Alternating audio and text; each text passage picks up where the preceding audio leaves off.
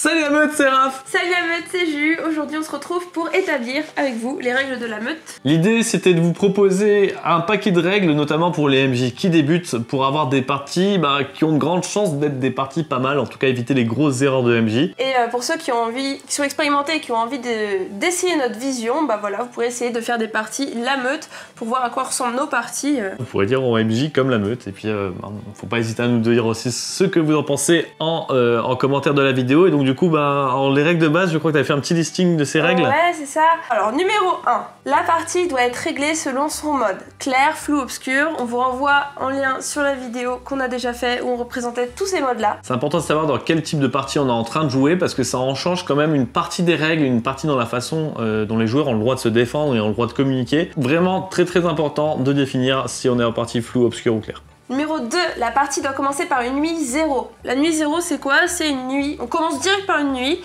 les joueurs vont se reconnaître, les rôles de voyance vont avoir leurs premières infos et va y avoir aucun mort. Super important qu'il n'y ait aucun mort dès le début, on n'a pas commencé à jouer, on n'a aucune influence des joueurs. Si on tue quelqu'un, ça va être du pur hasard et c'est hyper frustrant. Ça sert à rien. C'est ça, il faut vraiment que tous les joueurs qui ont fait l'effort de venir, qui ont fait l'effort d'écouter les règles, etc., aient au moins la possibilité à un moment de jouer. Pas forcément qu'ils le fassent, mais qu'ils aient la possibilité de le faire. Et s'ils meurent nuit 1, ils peuvent pas le faire. C'est super important nuit 0 aussi en tant que MJ, ça permet de prendre le temps de prendre des notes. C'est ça. S'il y a des rôles importants, il faut les noter. Cupidon va choisir ses amoureux, les loups vont se reconnaître, voilà. La voyante va avoir son premier innocent, etc.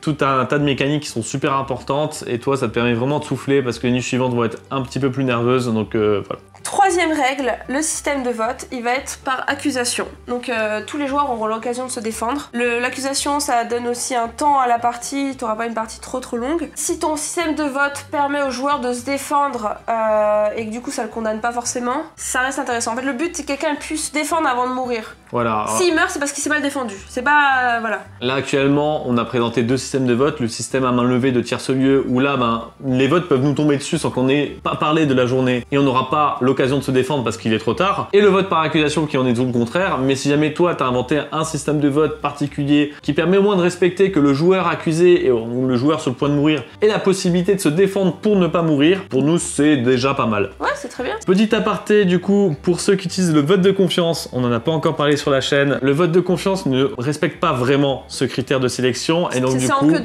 entre deux personnes seulement et du coup il y en a une qui va mourir forcément, ce sera la personne qui se défend le mieux et pas juste ta défense est bien ou non. On en reparlera dans une autre vidéo et là du coup vous comprendrez dans cette vidéo que moi je trouve ça vraiment nul à chier, voilà. On s'est dit voilà, c'est bon, je préfère être transparent et franc voilà avec mon public, merci beaucoup. Numéro 4, certains types de rôles sont bannis. Alors il y a les rôles qui permettent la fin de la partie dès le tour 1. Par exemple l'ange, on peut le tolérer une partie mais il faut pas que ça revienne, sinon on fait que des parties d'un seul tour, c'est nul. Il y a la petite fille qui peut dévoiler tous les loups-garous en un tour. Ouais voilà, c'est ça.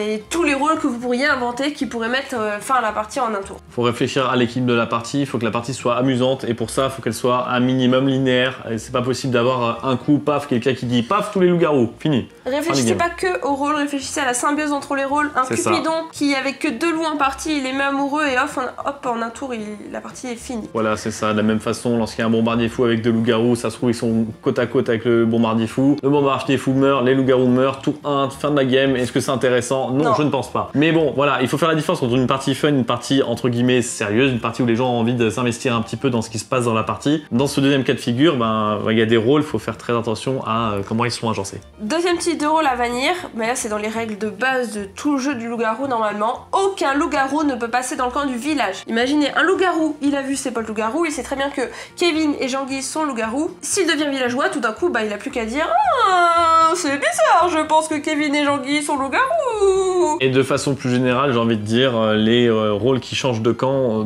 devraient être exception. Ça se discute, hein, mais bon, en tout cas, il faut vraiment pas qu'un loup-garou puisse passer dans le camp des villageois, ça c'est sûr et certain. Et après, si t'as envie de jouer à la villageois qui deviennent loup-garou, il en faut très peu et peu souvent. Voilà, c'est ça. On est d'accord là-dessus. Dernier point. Probablement le plus important de tous les points. C'est la neutralité du MJ. Exactement.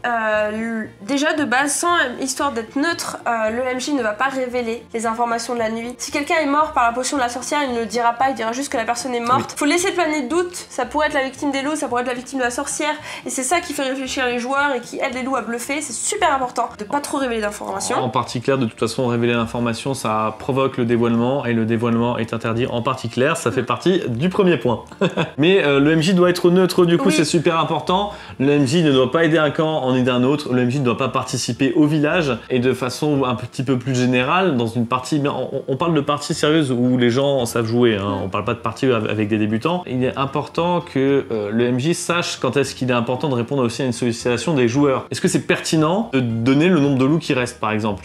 Tu peux le faire, mais pose-toi la question de est-ce que dans ta partie, tu vas pas aider un camp en le faisant, par exemple. En tant qu'MJ, tu es censé rester neutre. Super important. Il y a aussi, alors, aujourd'hui, bon, vous pensez quoi de Guillaume? Voilà, le MJ qui vient et qui dit vous pensez quoi de Guillaume? Ça pourrait vraiment influencer un camp. Ça peut complètement influencer un camp. En tant que MJ, t'es pas protégé des erreurs que tu peux faire. Ton non-verbal va parler, il y a des joueurs autour de la table qui seront capables de le lire. Donc tu vas peut-être dénoncer un loup-garou sans t'en rendre compte, juste en pointant du doigt quelqu'un ou en ayant un certain comportement. Donc en fait, il faut que tu aies une distance avec les joueurs. Et il y a aussi le sorcier se réveille parce que c'est un garçon. Tu donnes à tout le monde l'info que la sorcière est en fait un sorcier. Il faut toujours dire les loups-garous se réveillent, même s'il en reste qu'un. Toujours dire la sorcière alors que c'est un mec. C'est un mec, enfin voilà. Être neutre. J'ai envie de dire, je comprends les MJ qui essaient de participer, mais en fait ils s'ennuient en fait, ils ont envie de jouer. Mais dans ce cas, fais une compo qui fera réagir les gens et regarde comment tu les rends fous en fait, et ça sera beaucoup plus sympa. Voilà, donc avec toutes ces règles,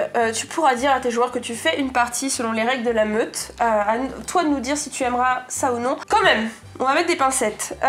Ces règles, elles sont modulables quand même. C'est-à-dire que selon le public que tu as, si tu as des débutants, bien sûr qu'il faudra les aider. Si le débat est mort, bien sûr qu'il faudra dire bon alors, va falloir vous demander un peu qui est en train de stresser, qui ment, qu'est-ce que... Toi c'est ton frère, vas-y, dis aux autres ce que tu penses de lui. Bah voilà. Avec des débutants, c'est important de lancer les débats et là, bien sûr, tu seras pas neutre. Quand tu fais une partie fun, bah oui, tu vas mettre des rôles hyper cheat qui vont faire n'importe quoi, mais c'est parce que tu as décidé dès le début que tu voulais faire une partie fun. Les gens seront pas déçus, parce qu'ils savent. Donc nous aussi on transgresse nos propres règles, parfois dans des cas très particuliers, mais dans la majeure partie du temps, on joue avec ces règles exactement. C'est pas parce que tu joues avec ces règles-là que tu vas faire une bonne partie, c'est pas parce que tu joues pas avec ces règles-là que tu vas faire une mauvaise partie, c'est aussi à toi du coup d'apprendre à MJ. En tout cas, avec ça, tu vas pouvoir t'entraîner à faire du MJ comme nous on le fait, et éventuellement nous demander conseil du coup sur ces modes de jeu. Donc n'hésite pas à le faire en commentaire.